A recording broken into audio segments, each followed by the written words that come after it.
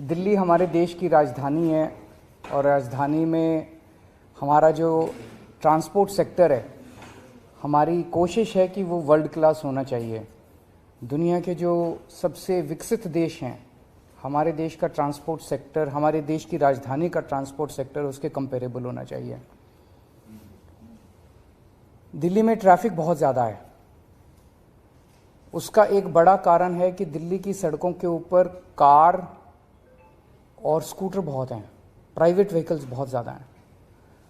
अगर हमें कार और स्कूटर पे ट्रैवल करने वाले लोगों को पब्लिक ट्रांसपोर्ट पे लेके जाना है, तो हमें पब्लिक ट्रांसपोर्ट को कंफर्टेबल, सेफ और टाइम के अकॉर्डिंग चले, ये हमें इंश्योर सुनिश्चित करना होगा।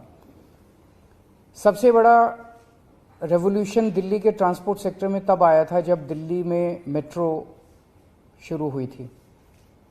बहुत सारे ऐसे लोग जो मिडिल क्लास के लोग हैं, इवन अपर मिडिल क्लास के भी लोग हैं, उन लोगों ने अपनी अपनी गाड़ियां छोड़ के और मेट्रो से जाना शुरू किया। इससे दिल्ली की सड़कों पे काफ़ी व्हीकल्स की कमी आई थी। लेकिन धीरे धीरे over a period of time, अब मेट्रो को भी 22-23 साल हो गए, 25 साल हो गए, धीरे धीरे दिल्ली की सड़कों पे फिर से ट्रैफिक बहुत ज़्यादा बढ़ गया है। मेट्रो खचाखच भर गई हैं, जिसकी वजह से एक रिपल्सिव इफेक्ट है कि जिन लोगों ने मेट्रो में जाना शुरू किया था, मेट्रो में जगह नहीं मिलती, बैठने की जगह नहीं मिलती, खचाखच भरी रहती है, वो आराम नहीं है। सो वापस लोग अपनी गाड़ियों पे आ गए, वापस लोग अपने स्कूटर पे आ गए। दिल्ली में बसें हैं, दिल्ली की डीटीसी की बसें हैं, क्लस्टर बसें हैं। वो बसेस लोअर मिडिल क्लास तक इस्तेमाल करते हैं लोग। बसेस एसी बसेस भी हैं, लेकिन बसेस में सीट की कोई गारंटी नहीं है। वो वाला कंफर्ट नहीं है जो एक अपर मिडिल क्लास या मिडिल क्लास एक्सपेक्ट करता है। उसको देने के लिए एक स्कीम के ऊपर हम पिछले 4-5 साल से काम कर रहे हैं। प्रीमियम बसेस हम लाने की कोशिश कर रहे थे दिल्ली में। ये अपनी तरह का पहला एक्सपेरिमेंट है पूरे देश के अंदर। इस तरह की प्रीमियम बसेस पूरे देश में कहीं एक स्कीम के तहत कहीं नहीं चलाई गई हैं। इसको एक स्कीम बनाई है हमने, Delhi motor vehicles licensing of aggregate premium buses scheme, aggregator. तो प्रीमियम बसेस के एग्रीगेटर स्कीम हम लेके आ रहे हैं। ये प्रीमियम बसेस जो हैं ये कंफर्टेबल होंगी, 2x2 की बसेस होंगी, एयर कंडीशनड होंगी। इनके अंदर बसों में वाईफाई होगा, जीपीएस होगा, सीसीटीवी होगा, पैनिक बटन होगा और सीट की बुकिंग जो है वो ऐप बेस्ड या वेब बेस्ड होगी। कोई भी खड़ी सवारी अलाउ नहीं की जाएगी, आपको शर्तिया तौर पे सीट मिलेगी। इस किस्म की स्कीम पहली बार लाई जा रही है और इसमें हमारा मकसद पूरा का पूरा ये है, ये टारगेट किया जा रहा है मिडिल क्लास और अपर मिडिल क्लास को, जिनकी पेइंग कैपेसिटी है, जो अपने कंफर्ट के लिए पे कर सकते हैं, रोज अपनी कार लेके जाते हैं, कार का पेट्रोल खर्च करते हैं। लेकिन अगर उनको ऑप्शन मिलेगा कि एक बस है जो कि कंफर्टेबल है, तो हो सकता है, हम उम्मीद करते हैं कि बहुत सारे लोग अपनी कार छोड़ के और बसेस की तरफ शिफ्ट करेंगे। इसमें 3 साल से पुराना व्हीकल अलाउ नहीं किया जाएगा। जो बसेस लेके आएंगे वो 3 साल से पुरानी नहीं होनी चाहिए, सीएनजी होंगी। लेकिन 1 जनवरी 2024 के बाद की जो भी बस खरीदी जाएगी वो इलेक्ट्रिक व्हीकल होनी जरूरी है। इसमें जितनी बसें होंगी, बस की इसमें लाइसेंस दिया जाएगा एक एग्रीगेटर को और वो लाइसेंस फीस उसको देनी होगी। लेकिन जो इलेक्ट्रिक बसेस लेके आएगा उसकी कोई लाइसेंस फीस नहीं होगी। This is just to encourage that more and more people should come with electric buses. कोई भी बस जो है उसमें कम से कम 12 सीटें होनी चाहिए, 2x2 की कम से कम 12 हों, उससे ज्यादा कितनी भी हो सकती हैं। एक एग्रीगेटर कम से कम 50 बसेस लाइसेंस मिलने के बाद, लाइसेंस अप्लाई करेगा, लाइसेंस मिलेगा, लाइसेंस मिलने के 90 दिन के अंदर उसको कम से कम 50 बसेस ऑपरेट और मेंटेन करनी होंगी। सबसे खास बात इस स्कीम की यह है कि रूट्स हम नहीं देंगे, रूट्स एग्रीगेटर हर बस के खुद डिसाइड करेगा ऑन द बेसिस ऑफ जहां ज्यादा ट्रैफिक है वहां पे ज्यादा बस चलेंगी, तो ऑब्वियसली जहां वहां ज्यादा बस चलेंगी तो वो ट्रैफिक ईज होने में मदद मिलेगी। तो वो रूट्स खुद डिसाइड करेगा, खुद सेलेक्ट करेगा, हमें इन्फॉर्म कर देगा, दिल्ली सरकार को केवल इन्फॉर्म करेगा। फेयर भी वो खुद डिसाइड करेगा, मार्केट डिसाइड करेगी फेयर। हमारी एक ही शर्त है कि डीटीसी का जो फेयर है उससे ज्यादा होना चाहिए। ऐसा ना हो कि डीटीसी से कम फेयर, इसके डीटीसी से ज्यादा फेयर होना चाहिए। बाकी उसका जो भी है, जो मार्केट फेयर देने के लिए तैयार है वो फेयर चार्ज कर सकता है। जैसे मैंने कहा, केवल मोबाइल से या वेब बेस्ड बुकिंग होगी, ऐप बेस्ड या वेब बेस्ड बुकिंग होगी, सीट्स आपको शर्तियां मिलेगी और सारी पेमेंट्स डिजिटली करनी होंगी। ये सारी बसेस, इनका एक लोगो और एक यूनिफॉर्म कलर कोड वगैरह हम कर रहे हैं, और बस के अंदर एग्रीगेटर जो है वो अपना एडवर्टाइज कर सकता है और उस एडवर्टाइजमेंट से बस के अंदर वो रेवेन्यू कलेक्ट कर सकता है। इस स्कीम को आज हम एलजी साहब के पास भेज रहे हैं। जैसा आप लोग जानते हैं, दिल्ली की जो एडमिनिस्ट्रेटिव व्यवस्था है, एलजी साहब को ये तय करना है कि वो इस स्कीम को राष्ट्रपति को रेफर करेंगे या दिल्ली सरकार को आगे बढ़ने की इजाज़त देंगे। दिल्ली सरकार ने अपनी स्कीम फाइनल कर दी है, अब ये राष्ट्रपति इनके पास जाएगी, एलजी साहब के पास। एलजी साहब या तो इसको राष्ट्रपति को, अगर असहमत है तो राष्ट्रपति को रेफर करेंगे, पर मुझे उम्मीद है कि पब्लिक वेलफेयर की स्कीम है वो क्यों करेंगे। दूसरा, एलजी साहब से आने के बाद इस स्कीम को हम पब्लिक फीडबैक के लिए हम इसको 1 महीने के लिए वेबसाइट पे डालेंगे, ताकि जनता जो भी फीडबैक देना चाहे जनता फीडबैक दे, और जनता के फीडबैक के आधार पे अगर कुछ माइनर चेंजेस इसके अंदर करने हुए तो चेंजेस करके इसको जल्द से जल्द लागू किया जाएगा। मैं समझता हूं कि ये दिल्ली ने पूरे देश के ट्रांसपोर्ट सेक्टर के लिए एक मील का पत्थर साबित होगा। अगर कोई क्वेश्चंस आपके हैं तो। ये उससे अलग है। मोहल्ला बसेस तो हम ही चला रहे हैं, सरकार चला रही है, ये सारा का सारा प्राइवेट है। हमने तो एक स्कीम बना दी, अब स्कीम में जो भी आएगा वो चलाएगा इसको। महिलाओं के लिए अलग से नहीं है, तो मतलब मार्केट ड्रिवन है। एक खबर आज आपने ट्वीट भी करी कि जो बेल मिली है तो लोगों को लीगल स्कैम में, उसको लेकर आप किस तरीके से उसको देखते हैं, और खासकर क्योंकि बीजेपी अभी भी निशाना साध रही है आप लोगों का, लीगल स्कैम है। देखिए, हम शुरू से कह रहे थे कि दिल्ली के अंदर कोई भी किसी तरह का कोई शराब घोटाला नहीं हुआ। आम आदमी पार्टी एक कट्टर ईमानदार पार्टी है। पूरे देश को आम आदमी पार्टी पे और उसके नेतृत्व की ईमानदारी के ऊपर कट्टर भरोसा है। उसको, छवि को खराब करने के लिए ये पूरा का पूरा षड्यंत्र रचा गया, जिसका नाम इन्होंने दिया दिल्ली शराब घोटाला। इसमें क्या आरोप लगाया इन्होंने आरोप लगाया कि कोई साउथ लॉबी है, उस साउथ लॉबी ने आम आदमी पार्टी के लोगों को 100 करोड़ रुपए की रिश्वत दी। ये एक आरोप बीजेपी वालों ने लगाया।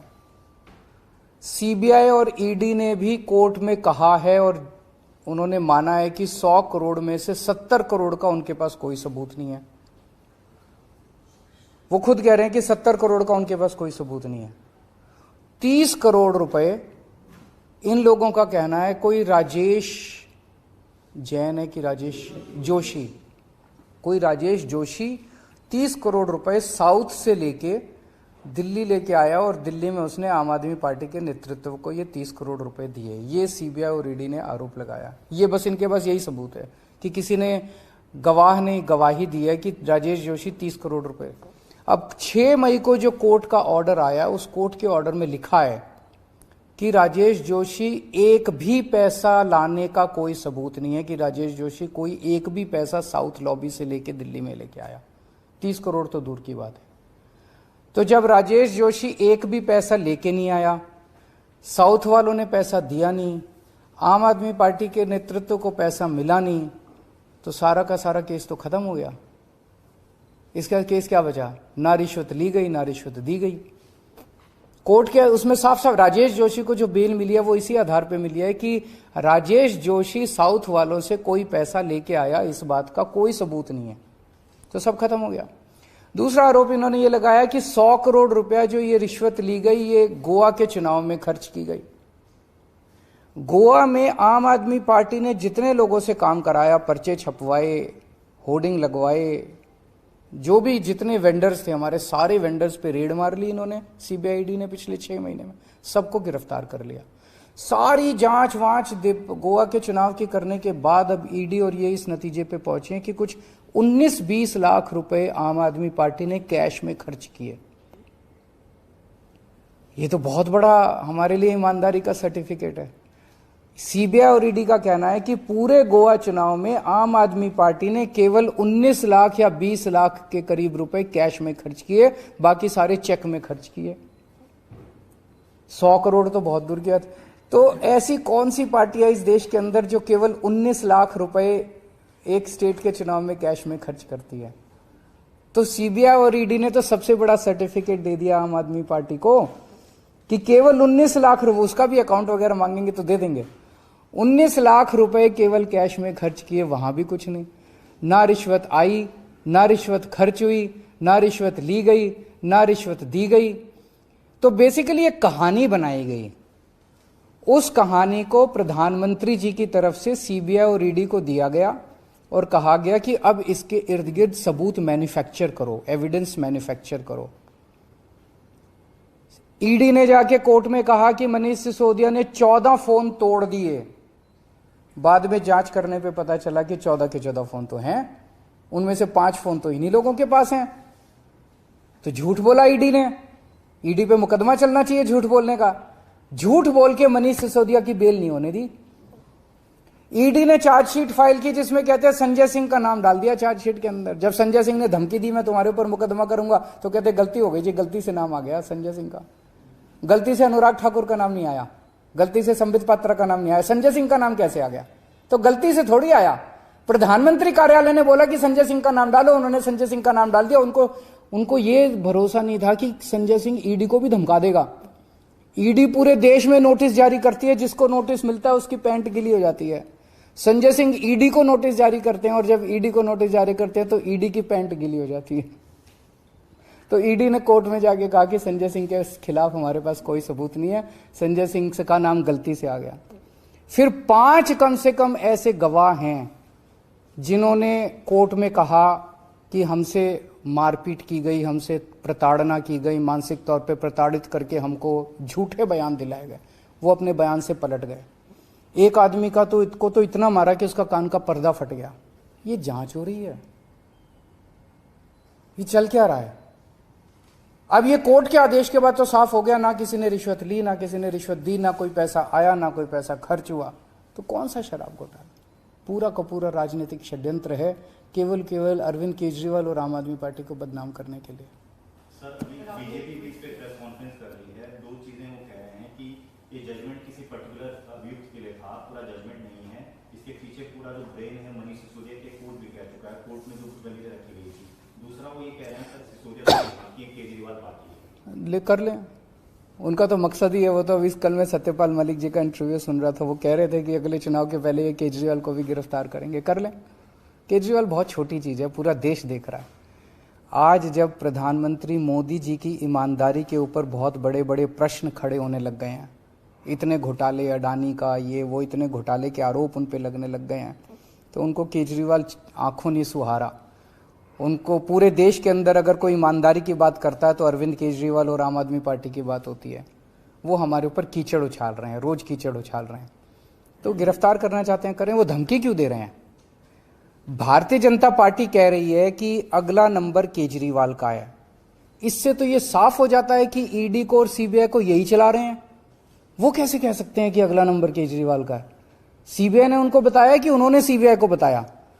सीबीआई को बीजेपी चला रही है, जैसा मैं कह रहा था। ये तो साफ जाहिर है, बीजेपी बता रही है उनको कि अगला नंबर केजरीवाल का है, पकड़ लो अब इसको। और सीबीआई पकड़ लेती है, फिर सबूत इकट्ठे करती है कि केजरीवाल को फंसाने के लिए सबूत कहां से।